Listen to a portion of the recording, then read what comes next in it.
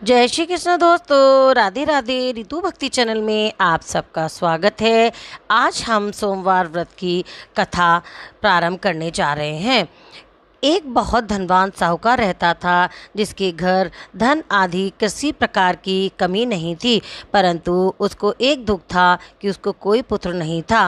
वह इसी चिंता में रात दिन रहता था। वे पुत्र की कामना के लिए प्रति सोमवार को शिव जी का व्रत और पूजन किया करता था तथा सायंकाल को शिव मंदिर में जाकर शिव जी के श्री विग्रह के सामने दीपक जलाया करता था।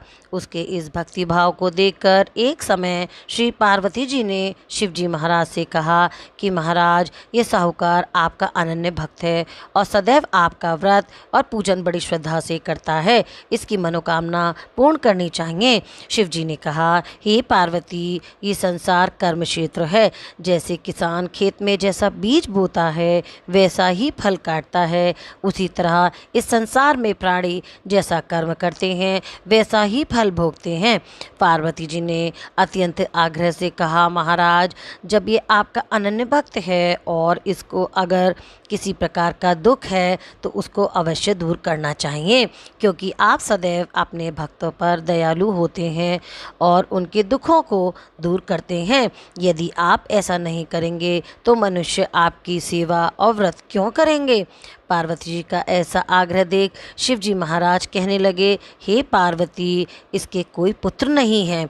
इसी चिंता में ये अति दुखी रहता है। इसके भाग्य में पुत्र न होने पर भी मैं इसको पुत्र की प्राप्ति का वर देता हूँ, परंतु यह पुत्र केवल 12 वर्ष तक ही जीवित रहेगा। इसके पश्चात वे मृत्यु को प्राप्त हो जाएगा।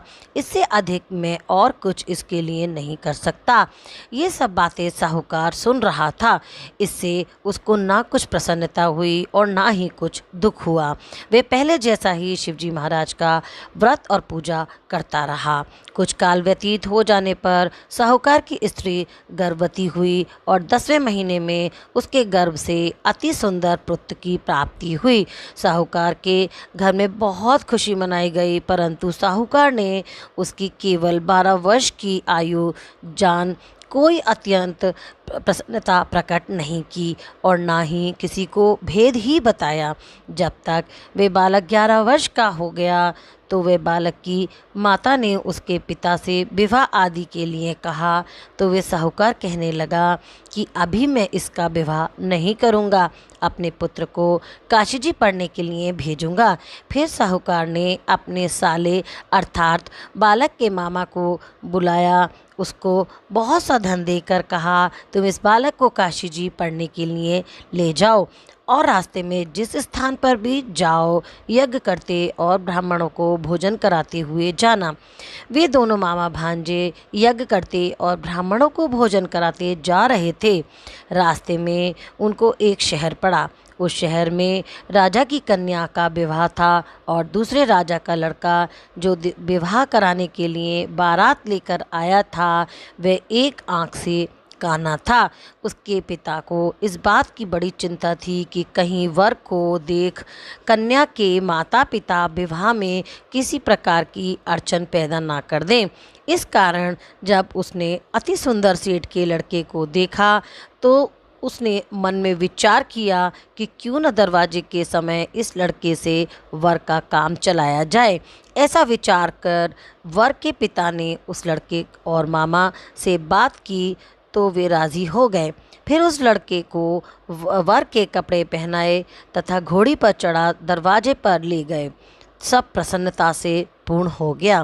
फिर वर के पिता ने सोचा कि यदि विवाह कार्य भी इसी लड़के से करा लिया जाए तो क्या बुराई है।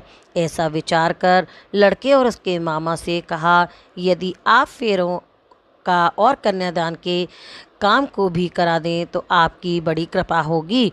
मैं इसके बदले में आपको बहुत कुछ धन दूंगा। तो उन्होंने स्वीकार कर लिया।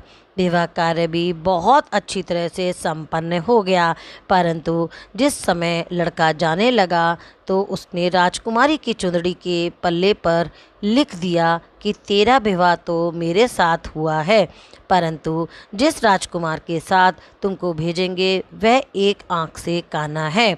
मैं काशी जी पढ़ने जा रहा हूँ। लड़के के जाने के पश्चात राजकुमारी ने जब अपनी चुंदड़ी पर ऐसा लिखा हुआ पाया तो उसने राजकुमार के साथ जाने से मना कर दिया और कहा कि ये मेरा पति नहीं है, मेरा विवाह इसके साथ नहीं हुआ है, वह तो काशी जी पढ़ने गया है।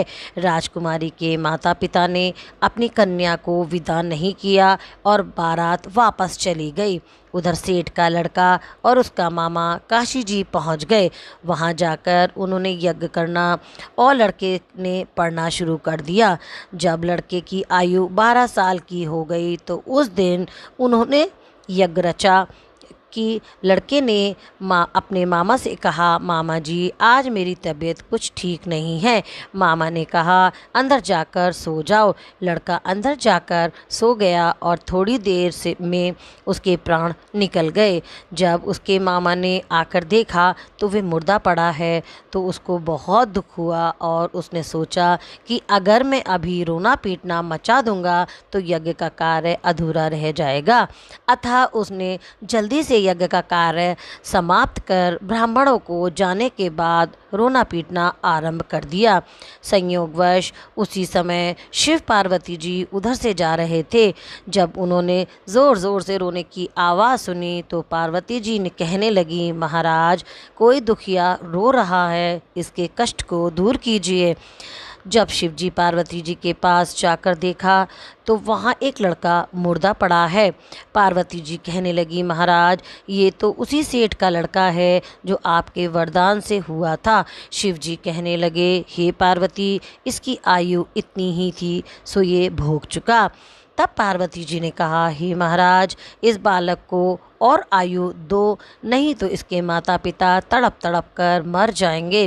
पार्वती जी के बार बार आग्रह करने पर शिवजी ने उसको जीवन वरदान दिया और शिवजी महाराज की कृपा से लड़का जीवित हो गया। शिव पार्वती जी कैलाश चले गए। वह लड़का और उसका मामा उसी प्रकार यज्ञ करते तथा ब्राह्मणों को भोजन कराते अपने घर की ओर चल पड़े।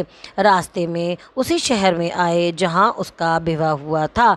वहाँ पर आकर उन्होंने यज्ञ आरंभ कर दिया तो उस लड़के के ससुर ने उसको पहचान लिया और अपने महल में ले जाकर उसकी बड़ी खातिर की।